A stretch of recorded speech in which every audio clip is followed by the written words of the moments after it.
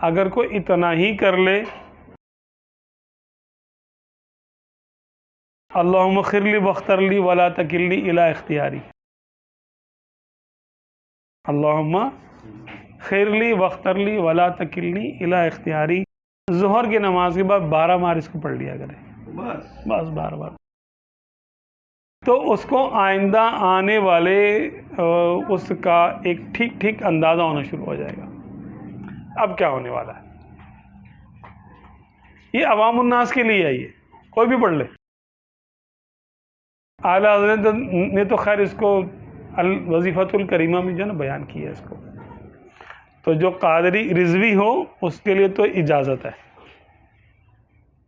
عوام الناس میں سے یعنی وہ ہے کہ جو اصطلاحی عوام الناس ہیں، کہ جو علماء کی صحبت میں بیٹھتے ہیں اور قادری رضوی ہیں، تو وہ لوگ اس کو پڑھ لیں، اللہم اغفر لی واختر لی ولا تکلنی الی اختیاری، تو انشاءاللہ تعالی وہ اپنے آنے والے واقعات پر، آنے والے معاملات پر اللہ تعالیٰ ان کو اطلاع دینا شروع کر دے گا، الہام ہونا شروع ہو جائے گا۔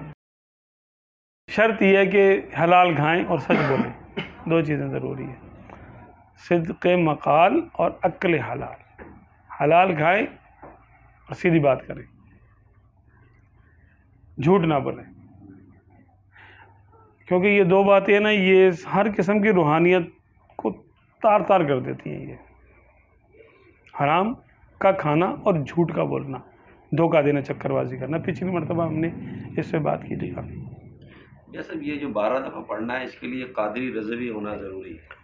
بھائی اعلیٰ حضرت نے تو اپنے شجرے میں لکھا ہے اس کو، یعنی آپ ذکر و اذکار، آپ کے ذریعے سے قادری رضوی بنا جا سکتا ہے؟ چاہے تو بن سکتے ہیں، اس میں کیا حرج ہے؟ اس کا کیا طریقہ کار ہوگا؟ بھائی جیسے عام طریقہ کار ہے، لوگ بیعت کرتے ہیں، مرید ہوتے ہیں، تو ویسے ہی یہاں پر بھی ہو سکتا ہے۔ وہ تو کسی بھی آپ صاحب شرائط پیر سے مرید ہو جائیں، جو قادری اور رضوی ہو، تو آپ بھی قادری رضوی ہو جائیں گے۔ آپ سے بیعت کرنے سے، آپ کے مرید ہونے سے قادری رضوی ہو جائیں گے؟ بالکل ہو جائیں گے، کیوں نہیں، انشاءاللہ تعالیٰ ہو جائیں گے۔